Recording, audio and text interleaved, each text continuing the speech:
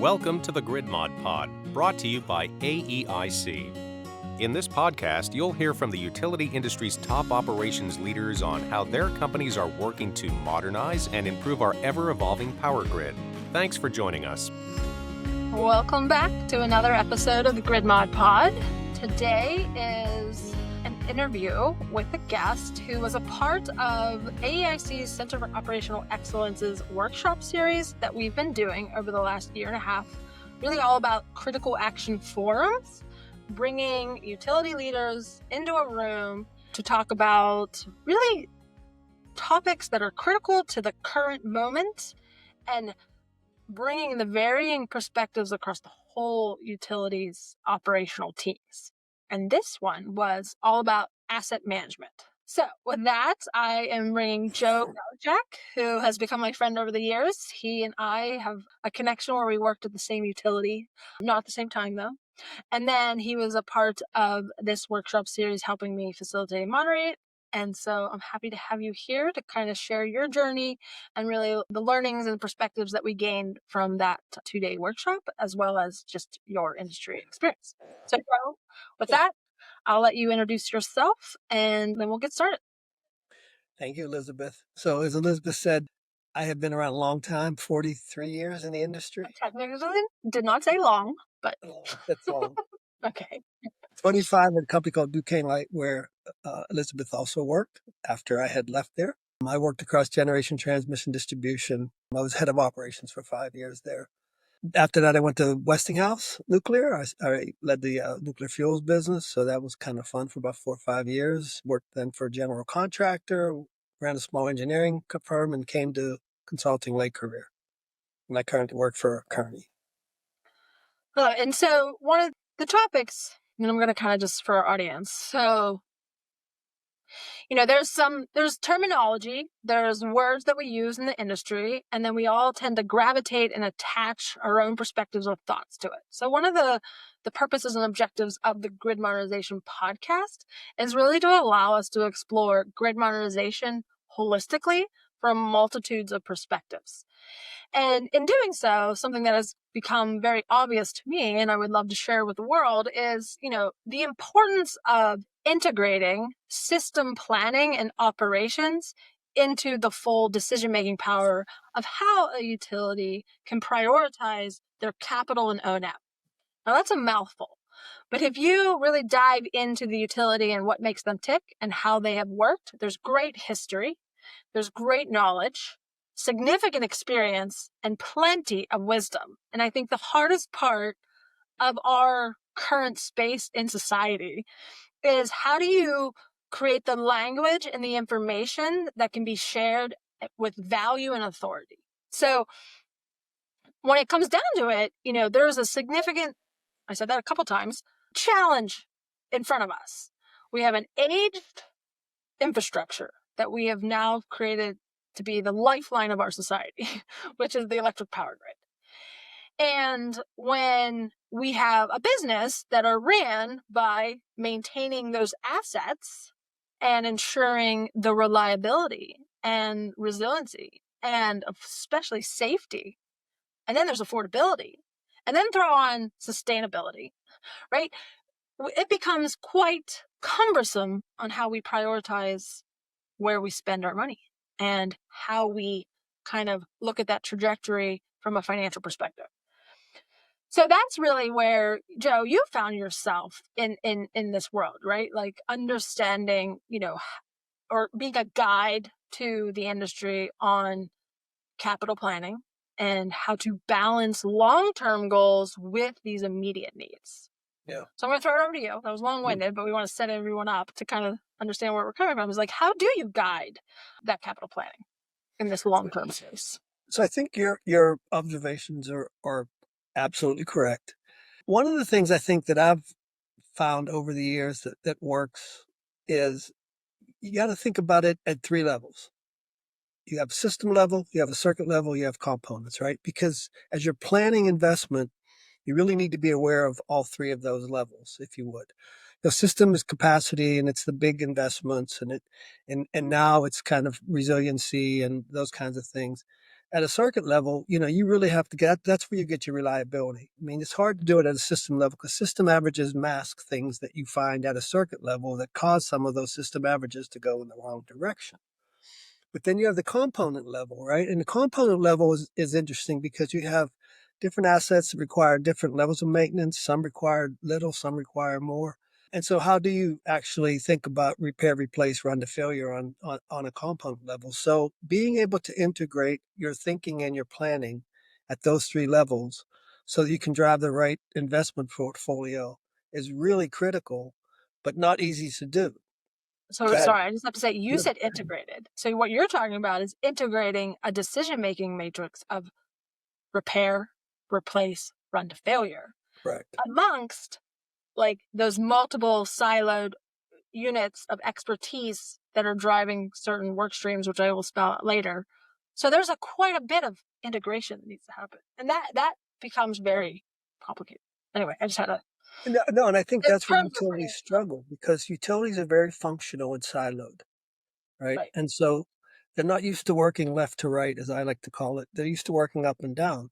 But the integration requires left to right, right? You've got to start with asset management and understand what do you have, what condition is it in, what are the needs on the system at the circuit level and at the component level. What are the risks associated with those needs and those wants? And then all of that is what you need to use to drive decision making in terms of how you do your investment planning. And then, downstream of that, you have to execute efficiently and you've got to actually measure that you're getting the outcomes that you use to drive the decision making on the front side. And I haven't seen a lot of utilities do that seamlessly left to right. They kind of do it piecemeal here and there. And those gaps are where the inefficiencies happen and where the value gets kind of leaked out. Right. And so just to kind of dig a shovel deeper, so you have your asset management strategist. So there's like a leader or two that are overseeing components of the grid. And typically in our world, we see, subject matter experts that oversee the substation set of equipment. So everything within a fence. So that's your breakers, your switches, your disconnects, your shunt reactors, your capacitors, like, right, all transformers and of the hodgepodge. That's no one probably appreciate that word of expertise, which is quite a bit. And then you have another bucket of expertise, which is all of the facilities that are outside the substation fence that run through the fields and the streets. That requires a significant amount of expertise and knowledge. And within that realm is an enormous amount of data that was not available, but now becoming available. It's all in different spaces. And, we've been running the grid as it has been built for the last really after the 1960s, 70s, nothing really novel became a part of the grid. It's just been able to expand it and then run it and maintain it and what'd you say? And then determine, do we replace it? Do we repair it? Or do we run to failure? And something that not a whole lot of people talk about is like the large piece of transmission assets typically don't get ran to failure, but the distribution assets, there's a whole space of like value and cost. But then after asset management, you have your system planning group that's looking at the capacity of these assets. The asset management folk are, but this is like the forecasted projection of what it will need to be able to do. Then you have those that are engineering and designing it. Like there's just places and burden, right, on like where these things need to go and how they need to go, that like that intellect and awareness needs to be known. And then you mentioned like the execution, right? To actually build it out, install it, and then you have the operators, like those that are in charge of running it. So that's quite a bit of silos. And so what we're talking about is integrating all of those knowledge bases into a platform or a space of trust so that you can start developing. I mean, fundamentally, I guess it would be metrics. So I guess I jumped there a little bit, but what metrics have you seen that help align some of these asset investments with this? Because all within there is like measuring your reliability of the grid and also the risk that you're willing to take. So like what metrics have you seen, the utilities you work with kind of set up? So where I've seen it work best, is like if you think about reliability, right? Everybody knows the system averages, SAIDI, CAIDI, SAIFI, right? again, I said earlier that I found them very difficult to use to manage reliability. Right, the system averages.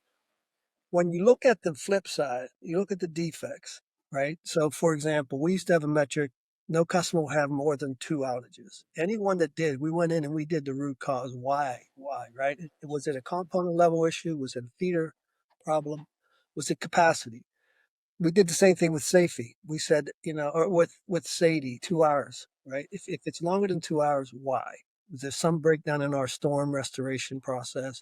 Was it an asset problem that made storm restoration more difficult? And I think it's getting to that level of detail and looking at those kinds of metrics that gets you to where you've got to get to in terms of making better decisions. Because if you're making decisions based on trying to move a system average, it's almost impossible to do. But yet that's what the regulators recognize, and that's what the industry still kind of hold. That's the kind of bank on. But if you really want to drive reliability improvement, you got to get to the next level down.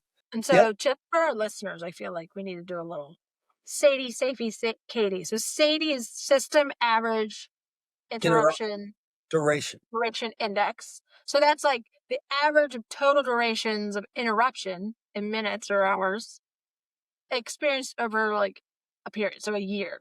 Yes. And when we think about that, it's like on average how long each customer was without power. And like just think about, and I'll get into Safety and Katie, but when those were created, and when we say created, who creates, which my mother told me I'm not allowed to say create, nothing's created, are developed, was probably in the 60s, 70s, and the 80s when they became fully stamped and approved by IEEE, which is an authoritative organization that we all know and respect. But if you think about the data that was available and the information that became available, the systems that now we run this very complex grid on, maybe limited. So I'm not trying to like buck the industry, but like how can we maybe think of things differently is really one of our biggest challenges. But anyway, not to deter it, but think about, how and they being utilities able to extract data, create these metrics, and deliver them to a regulatory entity that then like blesses you as good or bad. I mean, is in itself a human construct that we've all rallied around. So SAFE is, you're going to tell me, system average. It's the average. It's frequency. Frequency. So that's more or less how often each customer, not how long. Right. And then Katie is customer minutes. And that's now just you have see me and send me and the momentary. You have a lot of them, but they're all average. The big ones. Yeah, and I would say Stadium Safety is just like a construct. It's like it's a divide of the other. That's and those, if you really get into it, we can get really philosophical. Like if you get good at one, you may get bad at the other. And so like, how do you explain that to someone outside looking in? And when you have these engineers that wake up every Monday and Friday and like their job is just to keep the grid running, and then they get like dinged because a bunch of trees fell at an extreme storm.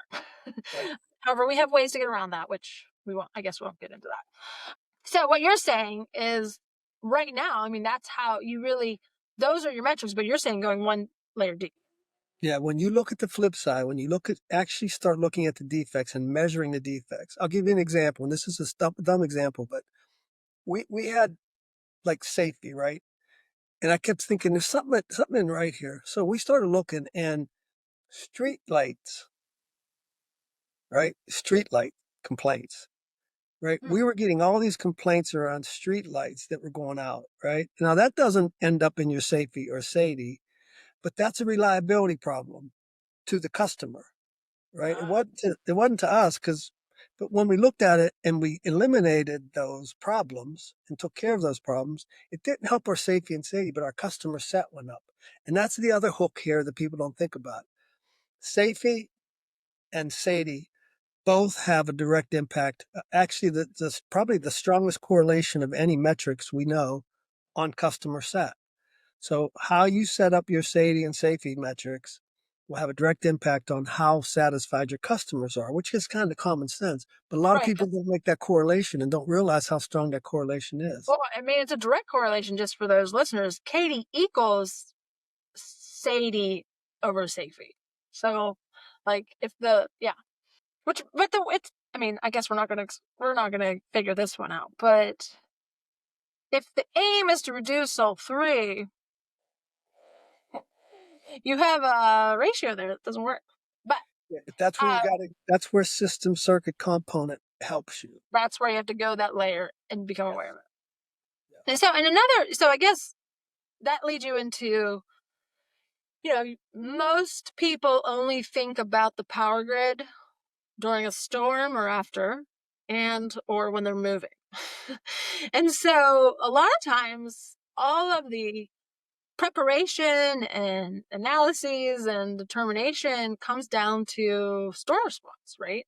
So, from your perspective, what makes a utility truly storm prepared versus like a reactive entity? I mean, in my experience, I've found that those folks who are very, very good at situational awareness tend to be the best at. I didn't plant Joe to say situational awareness, No, listeners. that is a key. I mean, a lot of utilities still are probably too reactive. So situational awareness is broad. It's everything from how you set up your incident command structure to how you do your drills, and how you do your exercises. It's all of that. It's all of being prepared and being proactive, because that takes you to, I'm prepared, I'm ready. When the event happens, now I can start really reacting. I can go very fast in responding, right? And that's the key. The faster you can get into response, the better you're going to be. And then the situational awareness you speak of is not only like the people and the processes, which one would think of, like I mentioned all of those units, there is in the utilities a emergency response group, right? Their job is literally to assess, prepare, and ensure that they have the data, the tools, the awareness, and that's the Exactly. preparatory stuff that we speak of. So when it comes down to it, investments in grid modernization, which is sensors and automation and really the ability to have this new awareness of data that brings it back and kind of gives you that full situation awareness. That's why I got excited. So it not only will help you in your everyday operation, it will help you in being prepared for storm response, as well as, understanding what the grid needs to do for that future forecast. So they're all of the same activities, technologies, and thought leadership kind of comes to a head. And I think that's the missing component that you and I are pretty much talking around or talking right to. And it has a direct hook back to your capital planning and programming, because I know of one utility, for example, that has they've set pretty ambitious goal around improving the restoration time, the average restoration time. But part of being able to bring that back and reduce that is reducing the number of failures, right? And now we have tools, we have technology that's helping us get much better at predicting failures. So as opposed to that failure occurring in the middle of a storm event, if you know that and you have worked your system and you've planned your work, both capital and O&M, around eliminating those potential defects, or those, the probability of those defects occurring in a storm, you've already taken care of that. So you're not shaking all that out and having to deal with, fixing or repairing or replacing all of those defects because the wind blew real hard or the rain came down real hard. And that's really important, because to be able to get better at restoration, it's the X's and O's and being prepared and being ready and staging correctly. But it's also tightening up your system so that when that weather event happens, you don't see the huge number of failures, equipment failures, and that some people are still seeing because they haven't got the system kind of tightened up and hardened. Right. So I feel like, and we spoke to it, but just to kind of put a language. So like we're on the grid mod pod. So when we think about grid modernization, the focus seems to go a lot towards software, sensoring, right? And then data streams, kind of building out that awareness. But like we can't forget about the physical assets, which is maintenance of their health and understanding of their predictability of failure, but also like fleets and workforce, right? Like the trucks, extra equipment, spare parts, right? Like understanding your fleet of like what spare parts you need to have and like how do you maintain that backlog. There's really just the awareness of the beating heart of like the field, right? And like being ready and prepared. That that's a chunk of money in that capital and O&M space that we can't forget about. So Absolutely. I Now, would say, where are, in your opinion, fleet, falling short in this fleet and asset strategy today? so here's what I would say. If you look at a typical utility on any given day, I would venture to say 10 to 20% of their fleet is tagged out for maintenance, for either scheduled maintenance or annual inspection or whatever the case may be. If you think So about that tagged economically, out. tagged It's out, like, it explain that. you can't drive it that day, can't use it that day. Now, if you think about that, the ramifications are, if I was going to put 2 bucket trucks out there, but one's tagged out and I don't have a spare, I got to put 3 people on a bucket instead of 2 people on a bucket. So now I've got too many people because I have not enough trucks. I mean, and so the economics don't work, but a lot of utilities end up having to do that because you got to get a person out there on a truck or you got to let them drive a pickup out, which doesn't really make sense. The thing that I've seen work best is fleet is a tremendously valuable asset, but utilities treat it like a cost center. We made it a profit center. We had probably the best fleet facility in the region, and we had great mechanics. But the problem we had was trucks in bays, because we had 20 bays and we had 3 trucks in there during the day, right? Or 4 trucks or 5. You need 20 trucks in there. If you turn it into a profit center, and I know a lot of utilities don't like this because that gets you into a space where you're making revenue, and you have to figure out how you put that into your rate case and share that. But you run it like a commercial operation. You make it a profit center. It's incredible how much value you can create by doing something like that, just that little bit of a shift. And again, you've got to get the regulatory piece right, because you can't just say, I'm going to be a fleet maintenance business because you're a regulated company. But it also helps because if you're making revenue like that and profit, it reduces how much you got to ask for in the rate. So it goes to the affordability issue. So now I'm asking for less from the customers because I'm being entrepreneurial and I'm going out there and I'm creating revenue streams. Regulators like, at least in our case, they like that story and they Right. let us do that. So here's an example. We literally did inspections for every fire department in our region. We had a specialty there. There was only one other place they could go. So we made a lot of money just inspecting fire trucks. And they're similar to the big bucket trucks and the winch trucks we had. So it was something we already knew how to do. We had a facility to do it in, and we could charge a market rate. And it really was a very successful outcome. I love that. And I feel like we've never spoken about fleet management. And I think we have to have this discussion a little bit deeper.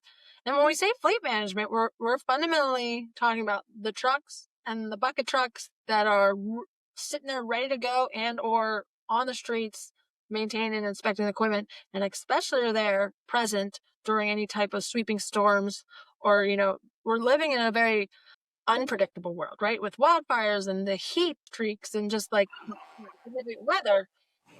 And so what you're saying is, there's community building there, there's workforce development there, there's like bigger picture thinking. That's kind of beautiful. You forget about them, right? Like they have to be present, they have to be ready, and then you have to have the workers to like dispatch too. So there's that whole part of keeping them busy during the blue sky days, but being ready and willing to keep all the trucks running when they're all needed. So okay, so here's, I guess, another question is, asset strategy on top of fleets is we have this challenge of, I guess we spoke of it, but climate, it's unpredictable, but also, physical and cyber vulnerabilities. So there's like another thrust or work stream of knowledgeable workers that need to be engaged, and it costs money to have them. So have you seen any of those strategies evolve? Yeah, again, I think that goes back to that integration, right? I mean, if you think about cybersecurity, even physical security and climate, you have to begin, like, for example, from a risk standpoint, right? You The way you assess risk for those kinds of threats is different than how you would do it for your day-to-day operations.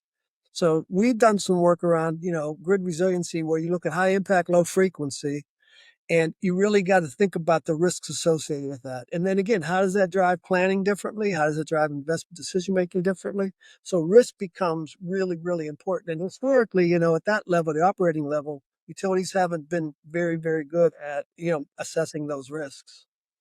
So more or less layering in, when we think about asset strategy, it really folds into this integration of understanding all of the components that need to run the grid and maintain it will ultimately become a work stream, a line item in your capital planning and O&M.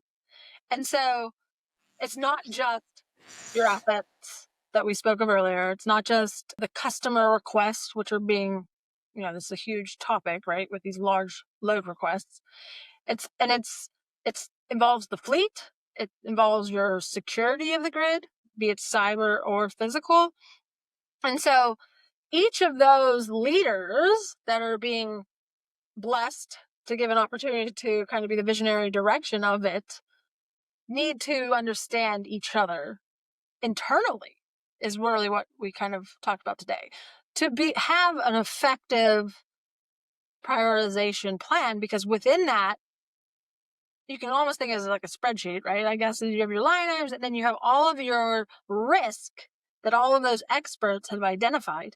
And then you have to have like the probabilities, right? And then at Right. what space and time, are some accepted and some delayed, some deferred. It becomes really complicated. So you can't have too many chefs in the kitchen when it comes down to it, right? So you have to have a forum of trust and open, transparent discussions. But when it comes down to it, there has to be an authoritative voice that takes the lead and say, this is what we're doing based on this risk. And I think over your experience of being in the industry, there's an enormous amount of information now becoming available to these leaders. But the key to it now is really taking all the disparate pieces of information and tying them together. So I would you say agree. that's Yeah. kind of like a summary of what we talked about today? And Yeah, and I don't think forget that's about where asset management can play a pivotal role because right. asset management as a lead process, right? And as kind of having the ability to lead the investment decision making is important because otherwise, to your point, everybody just the way we used to do it was just so inefficient. We tried to carve it up and give everybody enough, right, to fill up their bucket. But some people were really efficient, right? And so they were not they were kind of being excluded or they weren't getting what they really needed because they could really spend the money well. Other people were spending it sloppily, but they were getting the same amount of money, which made no sense. So until you start measuring capital efficiency, asset utilization, the things that should drive decision making on the investment side, you're just going to, if it's just arbitrary, let's fill up this way, let's fill up this bucket, we did it this way. That's not going to drive improvement. It's just going to continue to be inefficient. And we see 20, sometimes 20% inefficiency in how money's being allocated and spent. And if you think about that this way, that's 20% more assets I can put in the ground into my rate base to make a recovery of and return on. So there's real economic value if you really go after that inefficiency. Right. And I think another thing that just from a human engagement, culture development, like we have to be careful when we're coming into an organization and be like, where's all your inefficiencies? When you have like diehard employees that breathe the company that they work for, I mean, maybe you have the opposite, but you have a blend.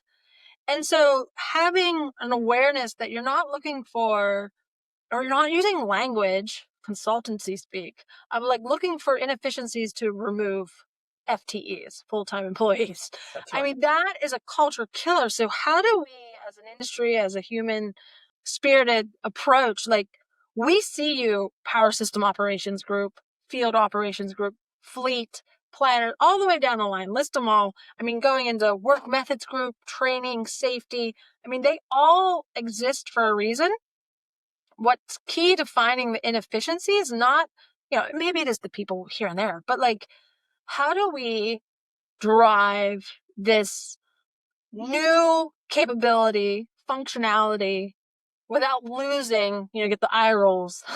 When you speak transformational change, grid modernization, change agent, when they're so focused on just like my day job, right? Like we have to learn how to maybe like quick wins. And I think we heard this from our workshop discussion, right? Like these are dedicated employees that are managing the fleets. And like you come to me and want to know where my data is and like what I'm doing and why I'm doing it. Like, hey, I thought, my reliability is good. Leave me alone.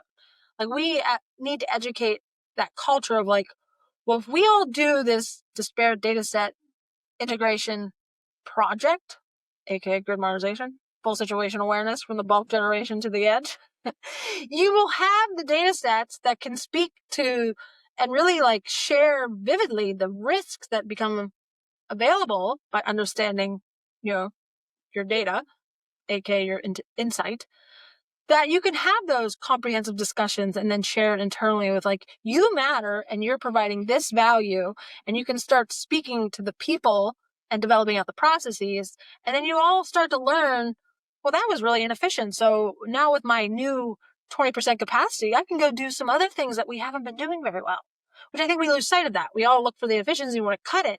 It's like, how do we find the inefficiencies and then like upskill, transfer, or like create new to like enable this new future. Anyway, you're getting me excited about capital planning. Well, I agree because I think what people are starting to try to do is, I'm a big process person. I've always been. I saw it work. I think our people try to do the very best that they can do, but we grew up in a world where everybody was functional. How money got allocated, how work got done, and I'm a stalwart around. You got to work left to right, all the way from planning to close out of a project or a program, because all the inefficiency is when people kind of throw it over the fence, right? So Right. if Like, you not don't my have job. if you don't have the construction people, the people who are going to build that involved up front in laying out the scope and reviewing the design for constructability, things that fundamentally a lot of people still aren't doing, all of that ends up being a problem downstream. And the one thing that I would tell you, the one measure if I was a utility that I would be really serious about going and getting done, because a lot of them aren't, is the cost of poor quality. You would be amazed at how much money is spent in rework, change orders, delays, because all of the problems up front in the planning, the scoping, the design that aren't addressed and aren't reviewed and collectively agreed to by the engineer and the construction people end up flushing out downstream. And the way you address them is by, reworking something, adding something, changing the scope, creating a change order. It People don't believe this, but I've done this. I mean, I know the math. The math is 10, 20%. So on $1 billion, that's 100 to $200 million of, and I call it kind of up in smoke stuff, right? Right. It could be assets in the ground, but now it's just money that, you had to pay because of inefficiency and Right. because We you say didn't take the time. it's the cost of doing business, but like that in You got to itself. have better quality programs, utility quality programs. I mean, other industries that spend money, that spend a lot of capital, their quality control, their quality management is so much more diligent because they understand that, if they don't spend it well, they're wasting money. It's profit for them. Here, unfortunately, you can sometimes get that back because if it's not really, if the regulators don't come at it, you can claim it's part of just getting the work done. But as a business person, quite frankly, you shouldn't want that to be, you should want that to be minimal. Right.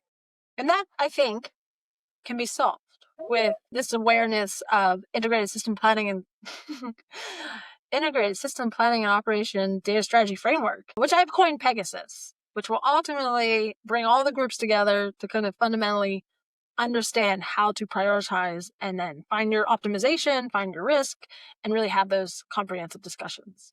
Okay. Agreed. I know we're wrapping up here, Joe.